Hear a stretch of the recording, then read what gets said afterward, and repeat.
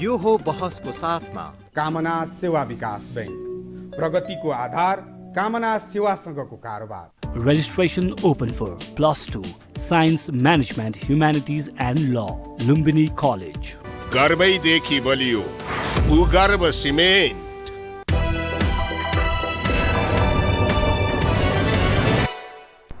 नमस्कार, यो बहसमा म यहाँहरूलाई हार्दिक स्वागत गर्दछु। जीवराम भण्डारी। आज यहाँहरू सामने उपस्थित हुनुहुन्छ रामनारायण बिडाडी। उहाँ नेकपा माओवादी केन्द्रका नेता हुनुहुन्छ, राष्ट्रिय सभा सदस्य, वरिष्ठ अधिवक्ता। उहाँसँग आज म समसामयिक विषय उठान गर्ने प्रयत्न गर्नेछु। समसामयिक यस मानेमा एमसीसी अब के हुन्छ आम जिज्ञासा छ। मानिसहरू कुटाई खाइरहेका छन्, प्रहरीले दमन गरिरहेको छ, पानीको फोहरा छर्रा टाउका फुटेका छन्, कतिपय हिरासतमा छन्। जनताका छोराछोरीको बिचल्लीको अवस्था छ र बानेश्वर क्षेत्र निरन्तर तनावग्रस्त अवस्थाबाट गुज्रेको छ। जनताका प्रतिनिधिहरू विभाजित अवस्थामा छन्, राजनीतिक दलहरू ठ्याक्कै विभाजित अवस्थामा छ। एमसीसी के होला, यो नै अहिलेको सर्वाधिक छलफल, चर्चा र बहसको विषय बनेको छ। यससँगै जोडिएर आउँछ अन्तर्राष्ट्रिय शक्ति केन्द्रहरू, शक्ति राष्ट्रहरू भोलिका दिनमा के कदम चाल्लान्, हाम्रो नेपालको अवस्था कसरी गुज्रेला, यहाँको व्यवस्था, यहाँको नीति निर्माता, नेतृत्व उपर आमजनले के धारणा बनाउलान्, यावत कुरा छन्। म आज उहाँसँग, उहाँ वाक्कलाका पनि धनी भएको नाताले यही वरिपरि केन्द्रित रहेर समसामयिक विषय उठान गर्नेछु। सर्वप्रथम म उहाँलाई स्वागत गर्छु। स्वागत छ यहाँलाई। अब म तपाईँसँग लामो समयपछि तपाईँसँग मेरो आज संवाद हुँदैछ। तपाईँ नेकपा माओवादी केन्द्रको नेता पनि, राष्ट्रिय सभाको सदस्य, तपाईँ बुझकी व्यक्ति, यस मानेमा तपाईँ वरिष्ठ अधिवक्ता। एमसीसी उपर तपाईको हेर्ने दृष्टिकोण सुनाउँ, त्यसपछि के हुन्छ भन्ने पक्षमा म प्रवेश गर्न चाहन्छु। कृपया।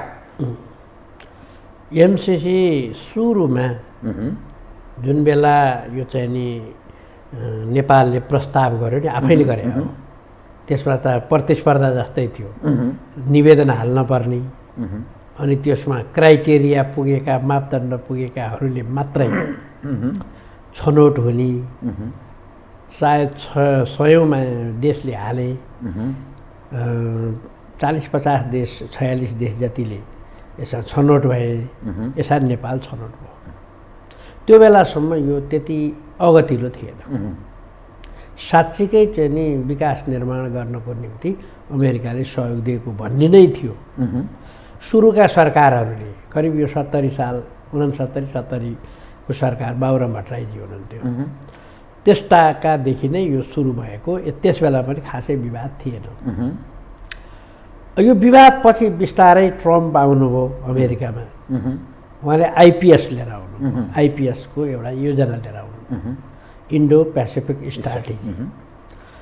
यो हिन्द प्रशान्त महासागरीय रणनीति योजना चाहिँ अमेरिकाले चीन लक्षित गरे रहेछ। यसको निम्ति चाहिँ नि चीन वरिपरिका देशहरूसँग उसले प्रवेश सहज घेराउको नीति गर्नको निम्ति गरेको भनेर ट्रम्पले भने। ट्रम्पको पालामा आयो। त्यस बेलादेखि नेपालीहरू पनि अलिकति के हो त यो भन्ने थियो। तर हामी त एमसीसी हो, आइपिएस होइन, मतलबै थिएन। त्यो बेलासम्म मेरो पनि धारणा मतलबै गरेका थिएन मैले।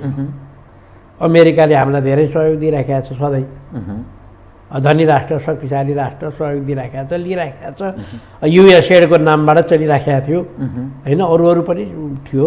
अब अमेरिकाको वर्चस्व चाहिँ नि वर्ल्ड ब्याङ्कमा, एसियन ब्याङ्कमा, आइएमएफमा सबैतिर उसको वर्चस्व हुने। त्यसो भएको कुरा ठिकै छ भन्ने थियो। जब चाहिँ नि यो एमसीसी को वार्षिक प्रतिवेदन प्रकाशित हुन्छ, त्यो प्रकाशित वार्षिक प्रतिवेदनमा यो एमसीसी चाहिँ आइपिएसको सहयोगको निम्ति लगानी हो। यो भन्ने त्यो वार्षिक प्रतिवेदनमा उल्लेख गरियो। त्यसपछि झसङ्ग भइयो, ए हामी त असंलग्न परराष्ट्र नीति मानिआएको, पञ्चशीलको सिद्धान्त मानिआएको देश यो, कुनै रणनीतिक योजनामा सामेल भयो त हुँदैन। त्यहाँ माथि फेरि कसको रे भन्दा हाम्रो अत्यन्तै घनिष्ठ छिमेकी चीनको विरुद्धमा पो हो भन्ने आएपछि चाहिँ बडो समस्या म परेँ। त्यसपछि मैले पनि अध्ययन गर्न थालेँ। मैले धेरै अध्ययनै गर्नु परेन, हेर्नुहोस् मेरो अध्ययन मैले तपाईँले यहाँ भन्दै पर्दैन। अमेरिका आफैले यसलाई एक्सपोज गर्यो, उसको सहायक मन्त्री नेपाल पठायो, नेपालका पत्रकार तपाईँहरूको बिचमा चाहिँ पत्रकार सम्मेलन गर्यो र यो आइपिएसको पार्ट हो भन्यो। अब अमेरिकाको स्टेट भिजिटमा आएको मन्त्रीले नै, चाहे त्यो सहायक होस् चाहे त्यो उप होस्, मन्त्री हो नि, एक्जिक्युटिभ हो, राष्ट्रपतिले चाहिँ के अरे अन्तर्गतका मन्त्री हुन्, अब उसले आएर यो आइपिएसको पार्ट हो भन्थ्यो। यो त मैले भन्नु परेन, तपाईँहरू सबैले सुन्नु। त्यसपछि त यो एकदमै जर्जराहट हुने भयो, यो लिने कि नलिने भन्ने भयो। यदि त्यसो हो भने त नलिने भन्ने छलफल सुरु भयो।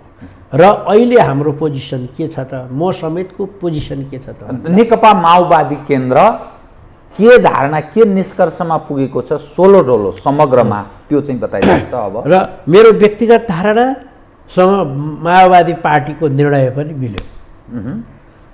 यो अमेरिकासँग कुनै पनि सहयोग लिँदै लिन्न भन्ने चाहिँ हामी होइनौँ, अब पछाडि पनि लिन्न भन्ने पनि होइनौँ। यो आइपिएससँग चाहिँ नि सम्बन्ध भएको, त्यसको पार्ट भएको, आइपिएसलाई सहयोग गर्न एमसिसी मार्फत लगानी गरेको भन्ने जुन कुरा छ, यो कुरा अब त्यो देखिन्छ कि देखिँदैन त एग्रिमेन्टमा भन्दा एग्रिमेन्ट त अलिक अगाडि भएको थियो, त्यसमा प्रश्न देखिँदैन। त्यसभन्दा पछाडि ओलीजीको कार्यकालमा करिब करिब चाहिँ नि ठ्याक्कै चाहिँ भन्नुपर्दा 8-9 वटा चिठी आदान प्रदान भएछ। ती चिठीहरूमा, ती कागजहरूमा, ती सहायक डकुमेन्ट भनौँ न, त्यसलाई चाहिँ नि यो चाहिँ नि एग्रिमेन्टको पार्ट बनाइएछ, एनेक्स अनुसूची बनाइएछ। हो त्यो चाहिँ 1000 पेजका पनि छन्। हेर्नुहोस्, अब हेर्नुहोस् कहिले पढ्ने, के लेखेको छ, के लेखेको छ, यो कुरो सब गुमराह भयो। त जे भन्नु त्यहीमा हस्ताक्षर धस्काउँदै हिँडे हाम्रो मानिस हो। त्यसो गरेको हुनाले मेरो विचारमा तपाईँले अहिले मलाई सुन्नु, माओवादी चाहिँ अब यो अध्ययन गर्ने, यसका बेठिक कुराहरू संशोधन गर्ने, यसलाई परिमार्जन गर्ने, नेपालको असंलग्न परराष्ट्र नीति र पञ्चशीलको सिद्धान्त बमोजिम आफ्नो छिमेकी मित्र राष्ट्रलाई असर पनि नपर्ने, नेपालीलाई पनि असर नपर्ने, फाइदा मात्र हुने गरेर यो कम्प्याक्टलाई निश्चित रूपमा क्लेरिफिकेसन, प्रष्टता पारेर जनतालाई यो कुरा बुझाएर मात्रै यसलाई चाहिँ नि अनुमोदन गर्नुपर्छ भन्नेमा माओवादी गयो। अब त्यो जान त माओवादी केन्द्र त्यसमा गयो, टेबुल भइसक्यो। अब यो छिनोफानो 2-4 दिनभित्रमा सक्ने हिसाब किताब छ।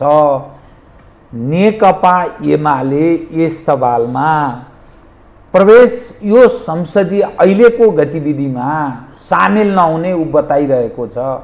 नेपाली काङ्ग्रेस र मधेस केन्द्रित भनिने दलहरू, उनीहरू एमसिसीको पक्षमा छन्, एक्टिभ इन्भल्भ हुनेछन्। तपाईहरू माओवादी केन्द्र र नेपाल कम्युनिस्ट पार्टी एकीकृत समाजवादी को फरक मत देखिन्छ। अरू राष्ट्रिय जनमोर्चा लगायत पनि छन्, नेमकिपा राप्रपा पनि फरक मत राखेको देखिन्छ। भोट हाल्ने बेलामा के स्थिति हुन्छ अथवा के यो प्रक्रिया कसरी अगाडि बढ्छ, भलै तपाईँ राष्ट्रिय सभाको सदस्य, यो अलिकति आम मानिसलाई समग्रमा बुझ्ने गरेर बताइदिनुहोस् त। अब यो कसरी अगाडि बढ्छ, यो के गर्नुहुन्छ र कसरी अगाडि बढ्छ? म संविधान सभामा हुँदाखेरि नियमावली मस्यौदामै थिएँ। ठिक, लगभग अहिले पनि मस्यौदा त्यही हो नियमावली। म एउटा कुरा तपाईँलाई टुङ्ग्याएर यतापट्टि आउँछु। अघि म भन्दै थिएँ, यो ओलीजीले त्यो पत्रहरू चाहिँ लेखेपछि उनलाई आत्मग्लानि भएछ। अब अपराध गर्ने मान्छेले अपराध त गरिहाल्छ, गल्ती गरेँ भन्ने पश्चाताप पोल्ने क्या भित्र। त्यसो भएपछि योलाई चाहिँ नि सदनमा लगेर सबैलाई पोलिदिन्छु म सबैलाई चाहिँ नि इन्भल्भ गराइदिन्छु, म मात्रै किन त भनेर सदनमा पेस गरिदिनु भयो। यो नै गल्ती थियो। किन यस्ता सामान्य अनुदान चाहिँ सदनले अनुमोदन गर्दैन, अहिलेसम्म गराएर। यो फर्स्ट टाइम हो, यो पहिलोपल्ट हो।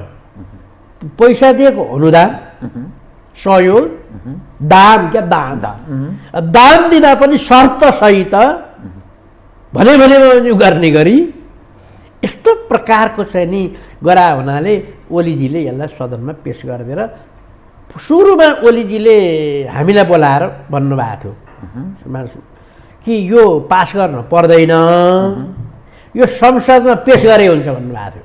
बानेश्वरको लोसे हलमा हामीलाई बोलायो, उहाँले सार्वजनिक भाषण गर्नुभयो पार्टीभित्र। पास गर्नु पर्दैन, पेस गरेर मात्रै हुन्छ। पछि चाहिँ नि अझ त्यसमा थपिँदै गयो, राष्ट्रका हितका विरुद्धमा अथवा छिमेकी राष्ट्रको चाहिँ नि लाई प्रहार गर्ने विषयमा के थपिँदै गयो। गर्दै जाँदा त यो त राष्ट्रिय सभामा नि जाने भएछ, यो त प्रतिनिधि सभाको मात्रै कुरा थियो। हाम्रो संविधानले यस्ता एग्रिमेन्ट सदनले पास गर्नुपर्ने भनेर हाम्रो संविधानमा छैन, संविधानमा नि छैन, कानुनमा पनि छैन, प्र्याक्टिसमा पनि छैन। तर यसमा चाहिँ भित्री गोप्य विभिन्न प्रकारका चिजहरू गरेको हुनाले यसलाई सदनमा ल्याएर यसलाई पक्का बनाउनु खोजे। अर्को सरकारले बदल्न नसक्ने, यो सदनले गर्न खोजे। त्यस्तो परिस्थितिबाट यो गुज्रियो र यो गठबन्धन बन्ने बेलामा पनि यो कुरा उठेको। उठ्दा एमसिसीको निम्ति गठबन्धन बनाए त होइन, एमसिसी पास गर्नको निम्ति गठबन्धन बनाए होइन।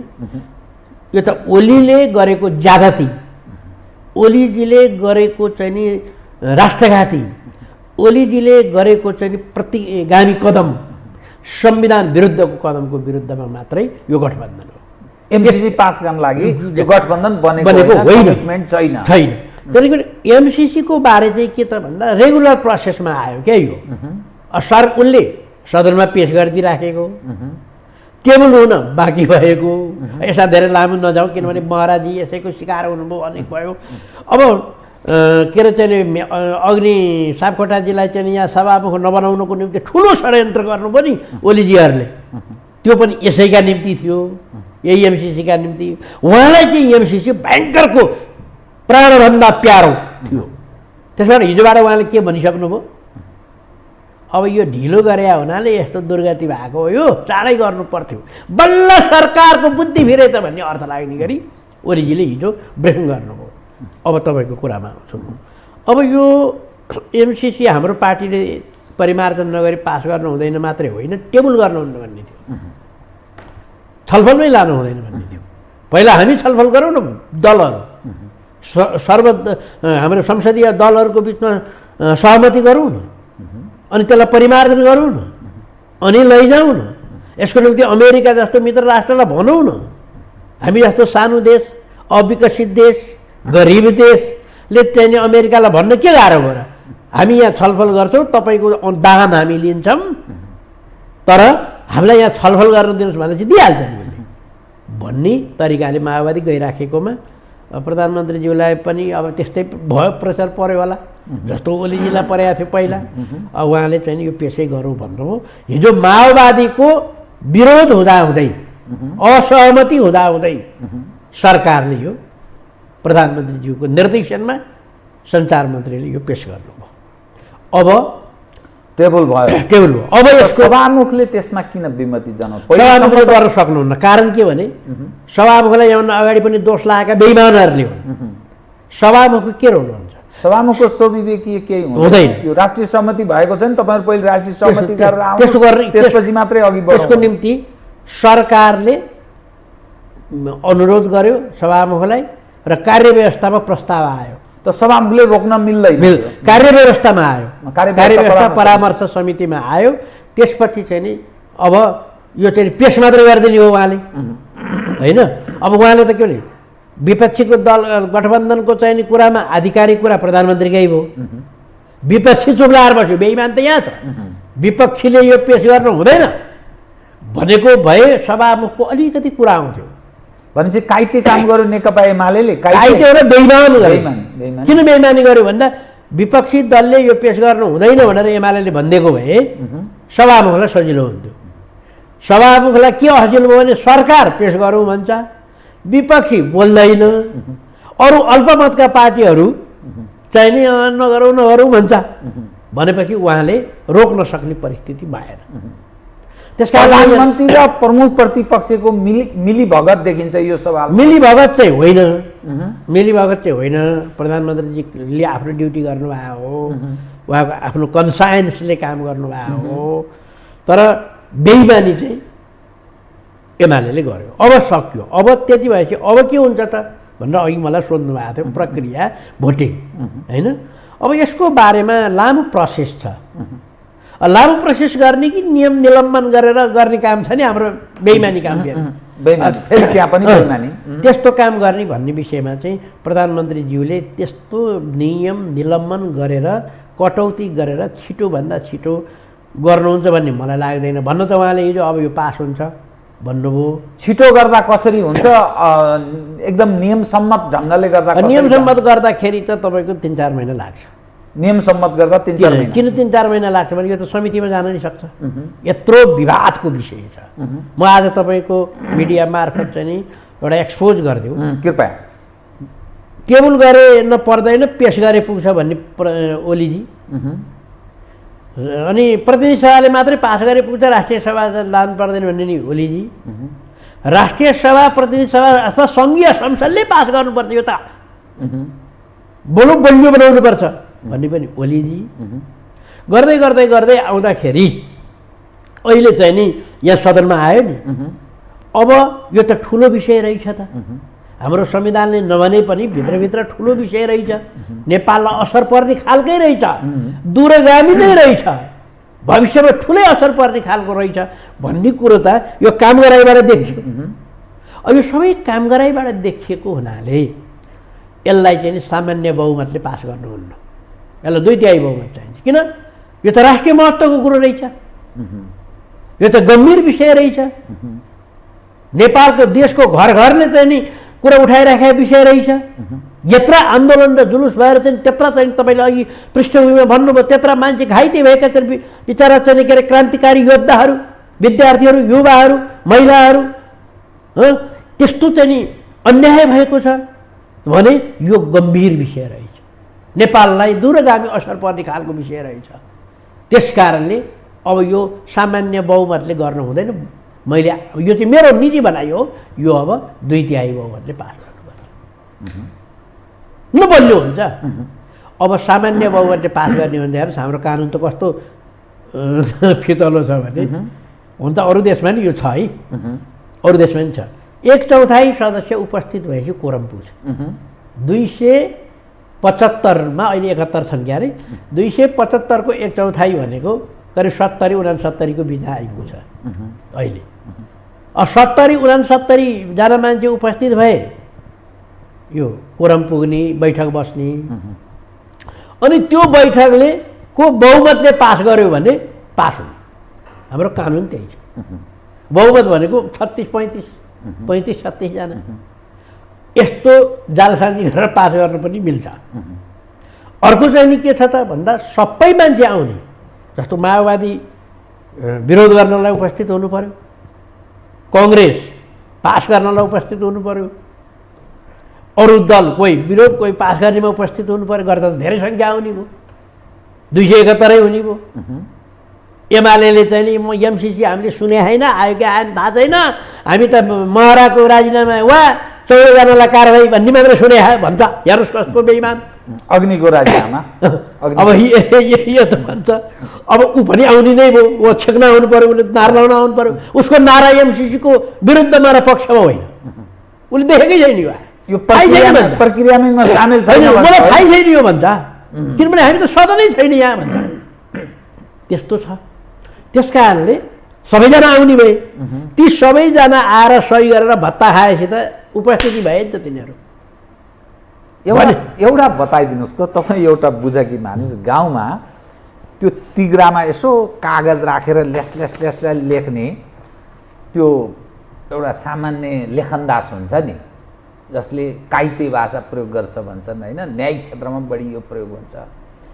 यो के संसद भनेको जो जनताको थलो छ यो काइते जाली जालसाजी गर्ने मानिसहरू बस्ने ठाउँ हो। यो सबै स्टोरी तपाईँले जसरी बताउनुभयो यो सुन्दाखेरि एमाले त्यहाँ उपस्थित छ, हामी यो प्रक्रियामा सामेल छैनौँ है भन्छ, काङ्ग्रेस छ हामी त यसमा सामेल छौँ भन्छ, मधेसी अर्को कुरा गर्छ। अब तपाईँहरू नेकपा माओवादी केन्द्र र नेकपा एकीकृत समाजवादी पनि छ, ऊ पनि सायद यो प्रक्रियामै हामी बहिष्कार गर्ने भनेर तपाईँहरू निस्कने होला। अनि यो त यसो हेर्दा भुलभुलैया भन्छ नि, त यी सारा जो नेपाली जनता छन् यी बुझ्दा पनि बुझ्दैनन्, बेवकुफ छन्, हामी जे भन्छौँ त्यही मात्रै बुझ्छन् भन्ने अर्थमा बुझिरह हो यो नेतृत्व गर्ने मानिसहरूले। होइन, अब यसमा चाहिँ के भने हाम्रो देशमा राजनीति भने राम्रो चिज हो नि, राजनीति भने मूलनीति, राज्यको नीति, राज्यका जनताका हितका निम्ति गरिने नीतिको नाम राजनीति। हाम्रो यहाँ चाहिँ के चलन छ, कसैले बठ्याइ गर्यो, कसैले बेइमानी गर्यो, कसैले षड्यन्त्र गर्यो, कसैले फटाइ गर्यो, कस्तो राजनीति गर्दो रहेछ यो। त्यस्तो मानसिकता बनाइसक्यौँ, राजनीतिलाई त्यस्तो बनायौँ, फोहोरी खेल जस्तो बनायौँ। अब यही कुरा त संसद त राजनीति गर्ने ठाउँ नै भयो, तपाईँले भने जस्ता कुरा हुने नै भए। त्यस कारणले त हामीले संसदीय व्यवस्थाका विरोध गरेका थियौँ होइन, हामी सुधारिएको संसदीय व्यवस्था भन्दै अहिले यहाँ प्रवेश गरेका छौँ। यसैलाई हामीले साध्य मानेका छैनौँ, यसैलाई हामीले लक्ष्य मानेका छैनौँ। त्यस कारणले हो, त्यस कारणले अब त्यहाँ जति उपस्थित छन् नि, अब उपस्थित भएका मान्छेको बहुमत चाहियो पास हुनलाई उहाँहरूको भनाइमा। मैले त 2/3 भनिहालेँ अघि तपाईँलाई। अब बहुमत चाहिँ पास गर्ने भन्यो भने त्यहाँ दुईवटा कुरा हुन्छ र हुन्न भनेर आवाज निकाल्ने एक तरिका। अनि सभामुखले के गर्ने भने आवाज कतापट्टि बढ्ता छ त भन्दा सरकारले पेश गरेको हुनाले सरकारी मान्छे धेरै छन् भन्ने अनुमान गर्छ उसले, अनि घोषणा गर्दैन। अनि उनले चाहिँ टाउको गन्जिरहँदैन नि त्यहाँ, उनले चाहिँ आफ्नो कागजमा हेर्छन् सरकार छ, सरकार बहुमतमा छ, सरकारले पेश गरेको, त्यस कारणले यो पास हुन्छ भनेर भन्ने पक्षमा बहुमत छ भन्ने भने पास। हेर्नुहोस् अपास कसले कहाँ उजुर, त्यहाँ गरेको आन्तरिक काम कारबाहीको बारे अदालतमा उजुर लाग्दैन भन्ने छ। अनि यो नियमावलीको अन्तिम व्याख्या अरूले गर्न पाइँदैन, सभामुखले गर्ने भन्ने छ भनेपछि त्यो त त्यस्तो छ त्यहाँ। अब त्यसलाई चाहिँ सभामुखले अलिक फियरसँग गर्छु म भनेर सभामुख एक्लैले सक्नुहुन्न। फेरि त्यहाँ के गर्नुपर्छ भने कुल सदस्य सङ्ख्याको 10% सांसदहरूले उठेर हात ठड्याएर यो चाहिँ सिग्नेचरको मत विभाजनमा जाउँ, हस्ताक्षरको मत विभाजनमा जाउँ भनेर प्रस्ताव गर्यो र त्यो 10% पुगेर रहेछ भने नारायण विजुक्षको पार्टीले गरेर हुँदैन, यो राम्रो बात गरेर हुँदैन। 10% सदस्य भएको पार्टी वा मिलेको सांसदको 10% गर्यो भने अनि त्यहाँ मत विभाजन हुन्छ।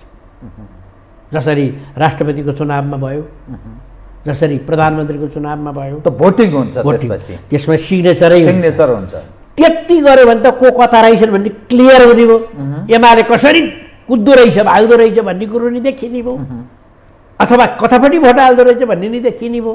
माओवादीको त कुरै छैन, ओपन छ होइन, ओपन छ। माओवादी के ओपन छ? पास गर्दैन, विपक्षमा भोट हाल्छ, विपक्षमा मतदान गर्छ। हो, किन उसले त परिमार्जन गरेर ल्याउनु। तपाईँहरूको जम्मा सांसदको सङ्ख्या कति प्रतिनिधि सभामा?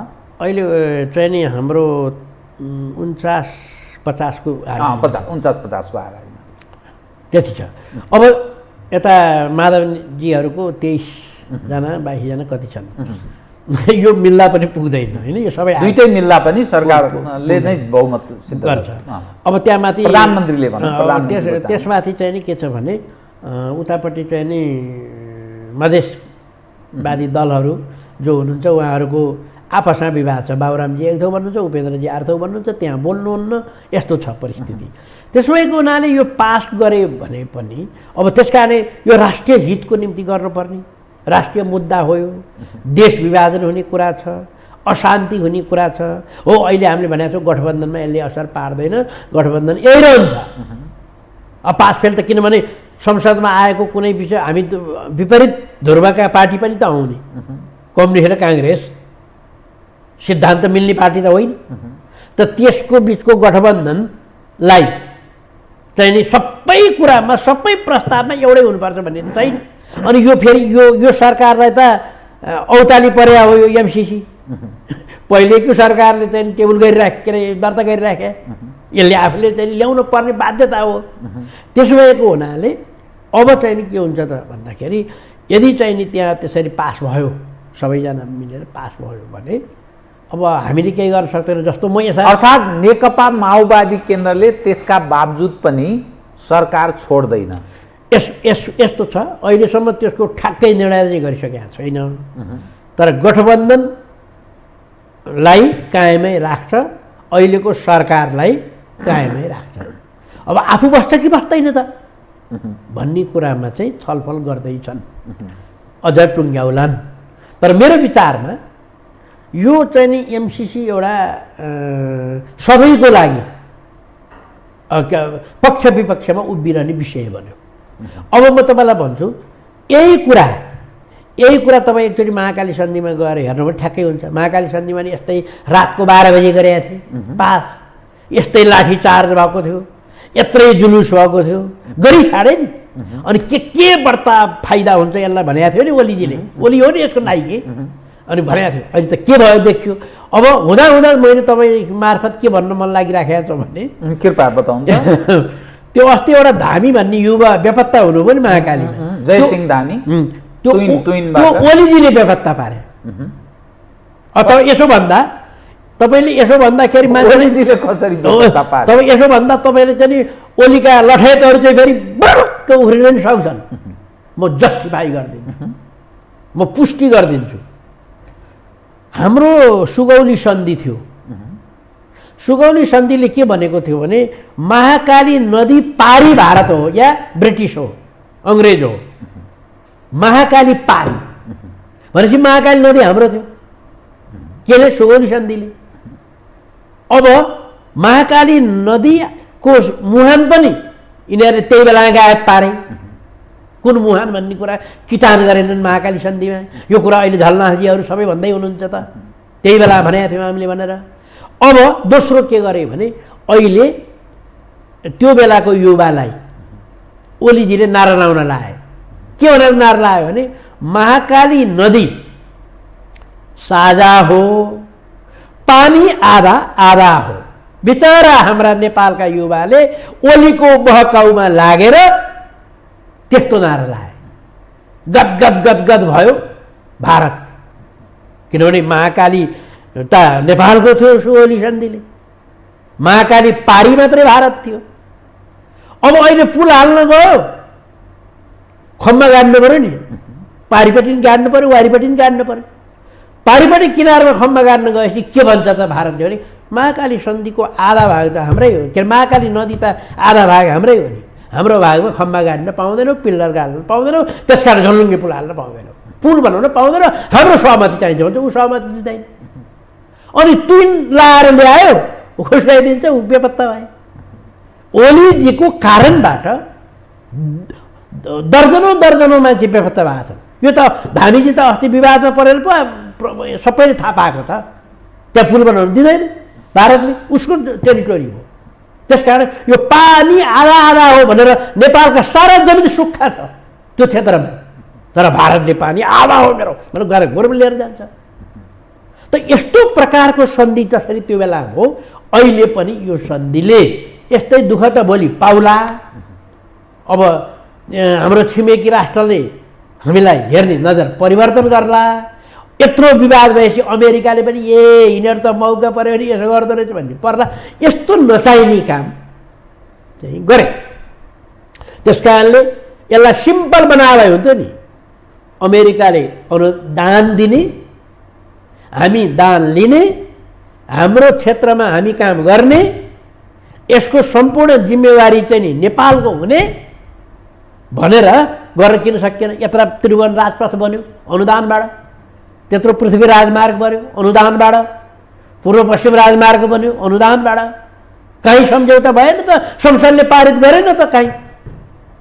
त्यस कारणले यो कुरा गल्ती भएको छ।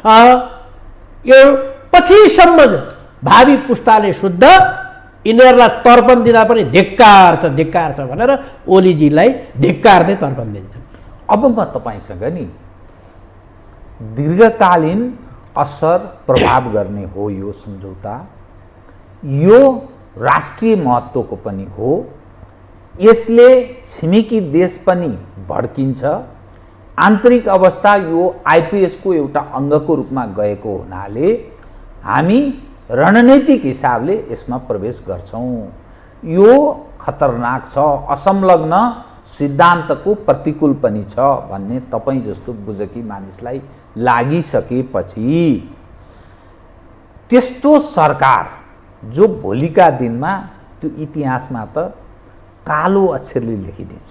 कसले गर्यो यो घात, कसले यो नेपाल देशलाई, भगवानले सद्बुद्धि दिउन् त्यस्तो नहोस्, भगवानप्रति विश्वास गर्ने मानिसहरू भोलि कथम अफगानिस्तान बन्यो भने, सिरियाको पथमा अघि बढ्यो भने, या कुनै तेस्रो देशको उपस्थिति यहाँ भएर अर्को देशमाथि जाइ लाग्ने स्थिति बन्यो भने त हामी त सफाया हुन्छौँ। त त्यो जुन कालो इतिहास लेखिन सक्छ, लेखिन्छ नि म भन्दिनँ, नहुन पनि सक्छ, लेखियो भने अनि तपाईँहरूलाई पनि धिक्कार्ने छ। त तपाईँहरू त्यस्तो प्रधानमन्त्रीले नेतृत्व गरेको त्यस्तो सरकारमा किन बसिरहने, राजीनामा किन नदिने भन्ने एउटा आम मानिसले, पढे लेखेको युवकले, कुटाइ खाइरहेको युवकले, तपाईँकै पार्टीका कार्यकर्ताले, महिला पुरुष युवा बुढापाका कुटाइ खाइरहेका छन्।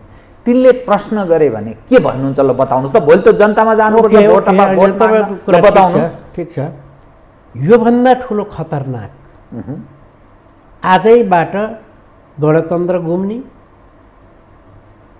आजैबाट अहिलेको संविधान सिद्धिने परिस्थिति ओलीजीले ल्याए त्यो बेलामा। त्यसको बाध्यताका कारणले हामीले यो गठबन्धन गर्नु पर्यो। त्यो गठबन्धन हामीले गरेको एमसिसी पास गर्नको निम्ति होइन। हामी अहिले पनि एमसिसीको बारेमा हाम्रो धारणा प्रष्ट राखिराखेका छौँ। सरकारमा हामीले अहिले टसल मसल गरेर छोडिदिँदा फेरि प्रतिगामीले टाउको उठाउने भयो, फेरि उही चिज दोहोरिने हो। त्यसकारण हामी बडो राष्ट्रभन्दा प्रतिगामी खतरनाक हो र होइन? राष्ट्रै चाहिँ मैले भन्दैछु, राष्ट्र यो त हामीले सरकार छोडेपछि त बास हुने भयो त। तपाईँलाई मैले हामीले छोड्दैछ चाहिँ यो पाहाड हुने भए त हामी आज छोडिदिन्छौँ। तथापि त्यो कलङ्कको टीका टिकाको निम्ति हामी त्यहाँ बसेर विरोध गरिराखेका छौँ, देखिराख्नु भएको छ त। आजै म विरोध गरिराखेका छु, हिजै सदनमा विरोध भएको छ। कार्यव्यवस्था परामर्श समितिमा हाम्रो तर्फबाट यो लानै हुँदैन भनेर नोट अफ डिसेन्ट लेखेको छन् त हाम्रा सांसद के अरे सचिव। समग्रमा नेकपा माओवादी केन्द्र चाहिँ विपक्षमा मतदान गर्छ, गरिहाल्छ नि, फरकै छैन, त्यसमा कुनै शङ्का नै छैन। अब विपक्षमा मतदान गरेपछि तपाईँले भनेको एउटा प्रश्न आउन सक्छ, त्यो के हो भने मोरल्ली सरकारमा बसिरहने त भन्दा त्यहाँ निर्णय गर्न बाँकी छ। मैले भने किन बाँकी छ भन्दा यो त सिद्ध्याए। अब के त नेपाली जनताले काङ्ग्रेसलाई भोट हाल्दैन नि त, हामीले भनेअनुसार राष्ट्रघाती काम गर्यो भनेर। एबारे दोगला भयो भनेर उसलाई भोट हाल्दैन नि त। महाकाली सन्धिपछि कसले जित्यो चुनाव? विचारणीय कुरा छ नि। महाकाली सन्धिको विरोध गरेर त चुनाव जितेन। हामीले जनतामा यो कुरो पुर्याउनु पर्दैन। अब यो अहिलेको राष्ट्रघाती काम गर्नेलाई पनि भोट चाहिँ बढ्दा उसैलाई दिन्छ भन्छौँ हामी। तपाईँले नै मलाई कयौँपल्ट, तपाईँ जस्तै मिडियाले मलाई पल्ट एमाले त ठुलो पार्टी नि भन्छ। किन ठुलो भयो त? राष्ट्रघाती काम पनि उही गर्छ, ठुलो पनि उही हुन्छ भने के हो? त्यसो भएको हुनाले हामी चाहिँ यो कामलाई कसरी ब्यालेन्स मिलाएर लैजाने, यो प्रतिगामी कामलाई रोक्ने काममा पनि बडो प्रचण्डले बडो सुझबुझका साथ काम गर्नुपर्ने हुन्छ। कहिलेकाहीँ कार्यकर्ता भड्किन सक्छौँ हामी, त्यसबाट त नेता चाहिए। अब हाम्रा युवाहरूले कुटाइ खाइराख्नु भएको छ, घाइते भइराख्नु भएको छ। त त्यस्तो परिस्थितिमा पनि हामी सदनमा गइराखेका छौँ। हामीले त्यसो भए त यहाँ यस्तो भयो, सदनमै स्वीकार गरौँ, सदनै छोडिदिउँ भने पनि हुन्थ्यो होला नि त। त्यसो गर्दा झन् ठुलो खतरा हुने भयो। अहिले त कुटाइ खानु भएको छ, अब हामीले सदन छोड्यौँ सरकार छोड्यौँ भने त मृत्युवरण पो गर्नुपर्ने हो कि अर्कै चाहिँ शासन व्यवस्था आएर धराधुरुप्प पार्ने अवस्था हो कि?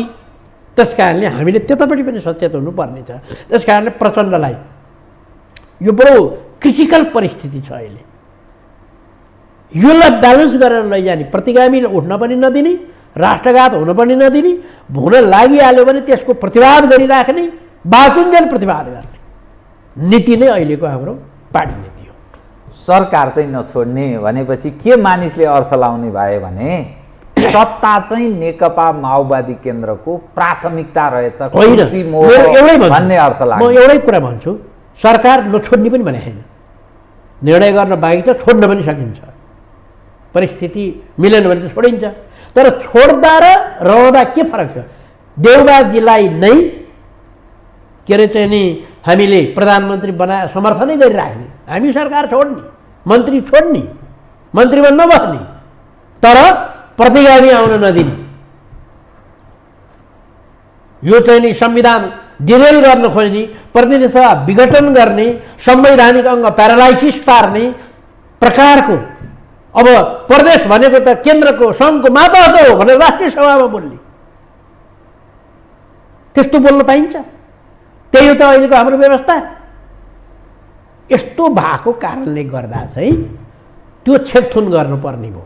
त्यसको निम्ति हामी मन्त्री नबनिकन समर्थन गर्न नि सक्छौँ, मन्त्रीमा बसिरहेर यसलाई काम गर्दै अगाडि बढाउन पनि सक्छौँ, सबै थोक छोडिदिएर अब हामी गठबन्धन टुट्यो भन्न पनि सक्छौँ। त्यो निर्णय अन्तिम भएको छैन। आजको मिति तपाईँसँग कुरा गर्दाको मितिसम्म चाहिँ गठबन्धन तोडिँदैन, गठबन्धन तोडिँदैन। किन? देशको रक्षा साथै डेमोक्रेसीको रक्षाको निम्ति, गणतन्त्रको रक्षाको निम्ति अहिले परिवर्तनका कुरा गरौँ न, परिवर्तनको चाहिँ नि रक्षाको निम्ति, संविधानको रक्षाको निम्ति। यो कस्तो रक्षा भयो? यो विदेशी आउने, आइपिएसको अङ्ग हुने, चीन भड्किने, नलिँदा अमेरिका भड्किने, लिँदा चीन भड्किने, हाम्रो थाप्लोमाथि सबै बज्रिने, कुटाई नेपालका गरिबका छोराछोरीले खाने, यो कस्तो राष्ट्रिय विषय भयो? तपाईँले भनेकै कुरालाई सोच्दा हामीले सरकार छोडिदिँदा यो सबै तपाईँले अहिले भनेको कुरा सप्रिन्छ। अहिले त सरकारमा भएको कारणले कोही कुरा रोकिया होला, रबरको गोली चलेको छ, अश्रु ग्यास र पानीको फोहरा चलेको छ, फलामका के अरे सिसाका गोली पड्काउने, बम पड्काउने परिस्थिति आउँछ नि त, हामी भएका कारणले रोकिया छ। तर अब जस्ता आउने भयो नि, अपजस्ट आए पनि कसको नेतृत्वमा को सरकारमा सामेल थियो, यो कुकृत्य गर्दा भनेर लेख्ने भयो भने कुकृत्य हुने स्थिति आएछ भने भोलिका दिनमा त्यसमा त काङ्ग्रेसको नेतृत्वमा नेकपा माओवादी केन्द्र दोस्रो ठुलो तागतको रूपमा थियो, नेकपा एकीकृत समाजवादी तेस्रो तागत, राष्ट्रिय जनमोर्चा मधेस केन्द्रित, त्यसमा बाबुराम उपेन्द्रले नेतृत्व गरेको, यसरी लेख्ने भयो नि त। त्यो लेख्ने मान्छेले यो पनि भुल्नु भएन नि त, सदनमा नोट अफ डिसेन्ट लेख्ने पार्टीको नाम, सदनमा विरोध गर्नेको नाम, सडकमा आन्दोलन गर्नेको चाहिँ पार्टीको नाम, यो लैजानु हुँदैन, टेबुलै गर्नु हुँदैन भन्ने पार्टीको नाम, यो चाहिँ के अरे परिमार्जन नगरी संशोधन नगरी कामै गर्न पाइन्न खबरदार भन्ने पार्टीको नाम पनि त लेखला नि। अनि जनताले यस्तो काम पो गर्ने रहेछ, यो गणतन्त्र, सङ्घीयता, धर्मनिरपेक्षता जुन खालको यो व्यवस्था भनिएको थियो, जनताले शासन गर्ने भनेको त यो प्रयोजन पो लड्छ, यस्तो व्यवस्थै हामीलाई चाहिँदैन लुजा भन्ने अवस्थामा जनता पुग्यो भने त्यस्तो अवस्था पुग्दैन। त्यो त जनतालाई कन्भिन्स गरेको, यो त जनताले ल्याए व्यवस्था हो नि, हामी लादे व्यवस्था हो र? यो कसैले ल्याइदिएको, महाराजको हुकुमबाट ट्वाक्क आएको, या चाहिँ कसै विदेशीले ल्याएर ठक्का राखिदिएको होइन। यहाँको जनताले 10 वर्षसम्म जनयुद्ध गरेर 19 दिनसम्म चाहिँ भयङ्कर विशाल पृथ्वी नै चकित हुने गरेको चाहिँ ठुलो जनआन्दोलन गरेर प्राप्त गरेको विषय हो। त्यस कारण आफूले ल्याएको विषय उनीहरूलाई जनतालाई जति तपाईँलाई मलाई चिन्ता छ त्यो बढी जनतालाई चिन्ता छ। त्यस कारण हामीले नगर्दा पनि हुने भयो क्या यो आइपिएसको कुरा, यो एमसिसीको कुरा हामीले नगर्दा नि हुने भयो। अब उनीहरूले छोपेका छन् नि त एउटा कुरा, यो एमसिसीको चाहिँ नि समर्थकले के भन्छ भने आइपिएस पढ्दैन यो भन्छन् उनीहरू। मैले पो तपाईँलाई आइपिएस पढ्छ भनेर 2-3टा एक्जाम्पल दिएँ त। वार्षिक प्रतिवेदनको कुरा गरेँ, त्यो फतेमा के अरे फतिमाको कुरा गरेँ, त्यसपछि विदेश मन्त्रीको कुरा गरेँ होइन।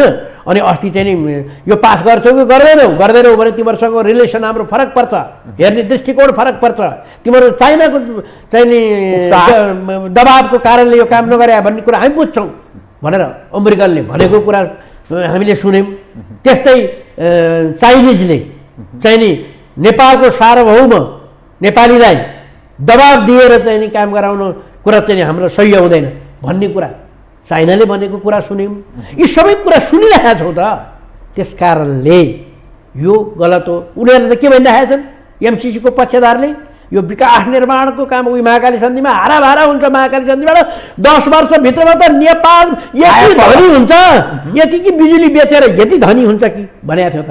ओली जिउँदै हुनुहुन्छ त, 24 वर्ष नाग्यो होइन त। ओलीजी जिउँदै हुनुहुन्छ, उहाँले भने हो त, किन चाहिँ भएन हो। यस्तै यो पनि एउटा दीर्घकालीन रूपमा छलफलको विषय, विवादको विषय हुने भयो। त्यस कारण छिमेकी राष्ट्रमा हुन सक्ने जुन प्रकारको चाहिँ नि खतरा छ नि, त्यो खतरालाई पनि हामी सधैँ सजग गराइरहने भयौँ सरकारलाई।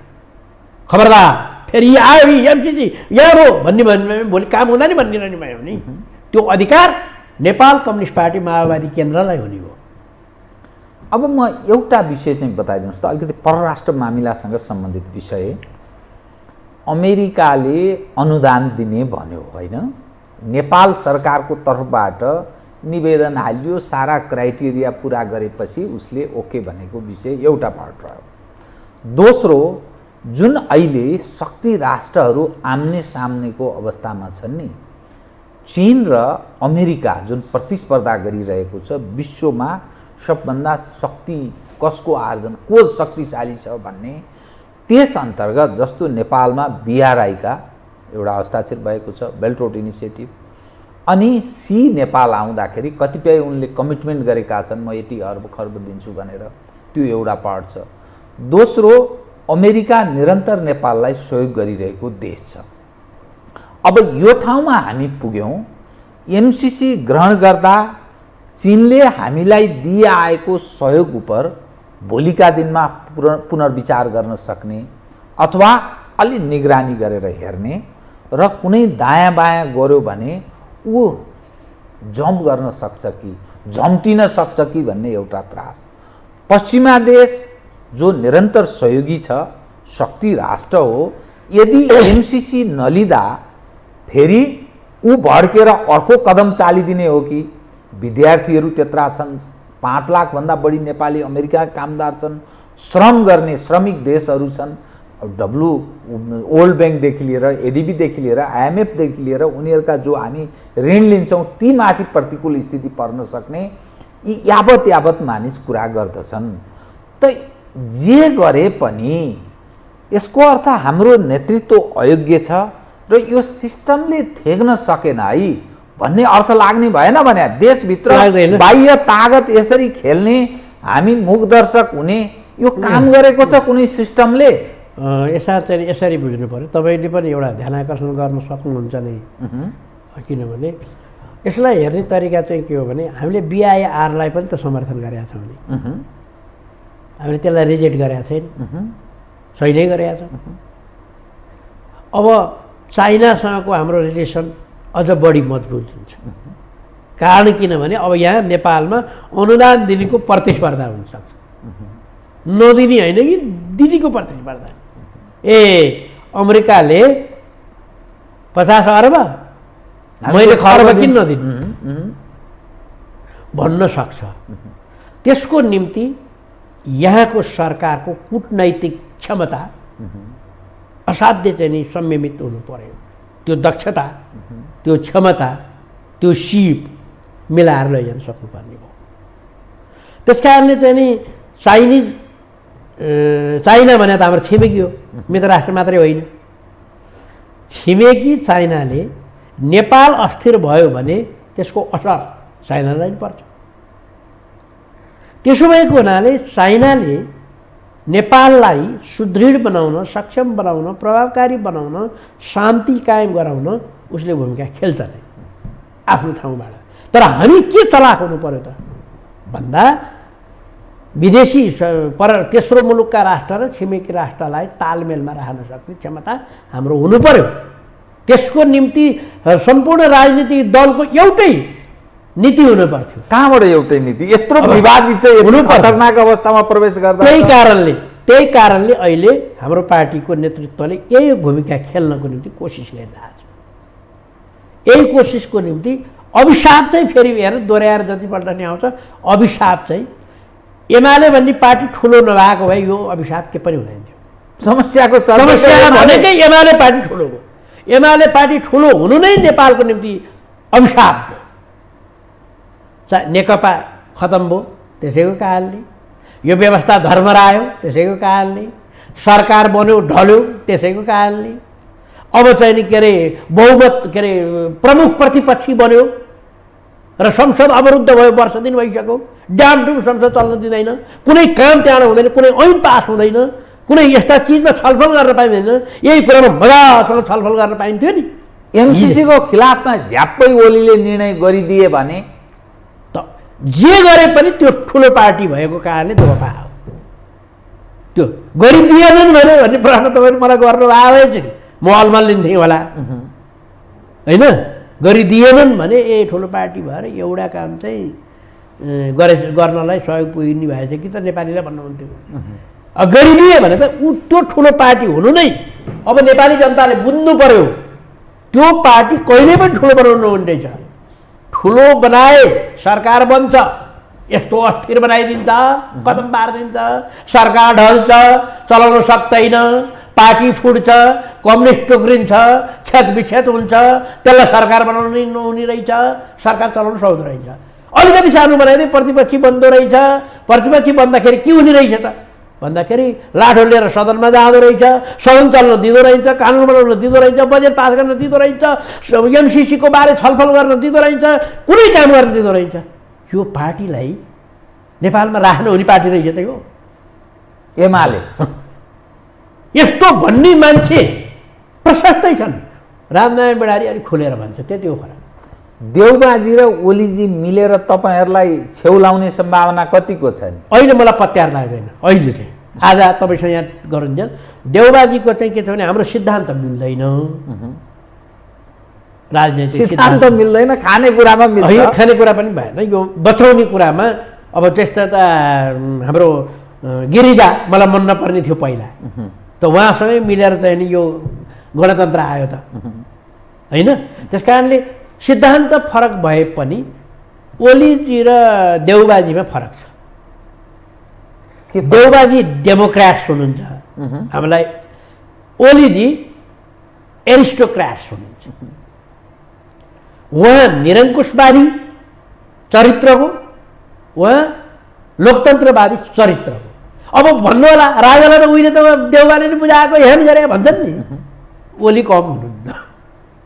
त्यस कारणले अहिले ओलीजी र के अरे देउबाजी मिल्ने उही बाध्यता भएर हामीले नै अप्ठ्यारो पारिदिएर, हामीले सरकार छोडिदिएर अब सरकार ढालिदिन्छु भनेर अनेक गर्न थालियो हामीले नै भने चाहिँ विचार गर्नु होला। अब उहाँलाई नि बाध्यता पर्ला।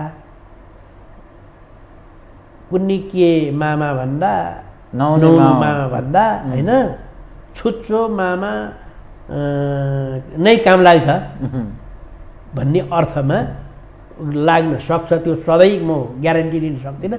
आजको मितिमा ओलीजी र देउबाजी मिल्नुहुन्न। हस्, धन्यवाद सर। आदरणीय दर्शकवृन्द, उहाँ हुनुहुन्थ्यो रामनारायण बिडारी, नेकपा माओवादी केन्द्रका नेता तथा राष्ट्रिय सभा सदस्य, वरिष्ठ अधिवक्ता। समसामयिक विषय केन्द्रित गरिएको कुराकानी। म सहित मेरो सम्पूर्ण युनिटलाई काखिङबाट बिदा दिनुहोस् र यो हो टेलिभिजन हेर्दै रहनुहोला। नमस्कार।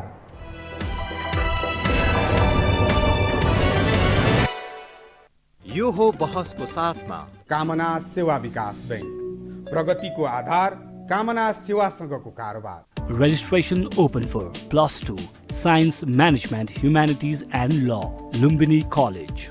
गर्वैदेखि बलियो भूगर्भ सिमेन्ट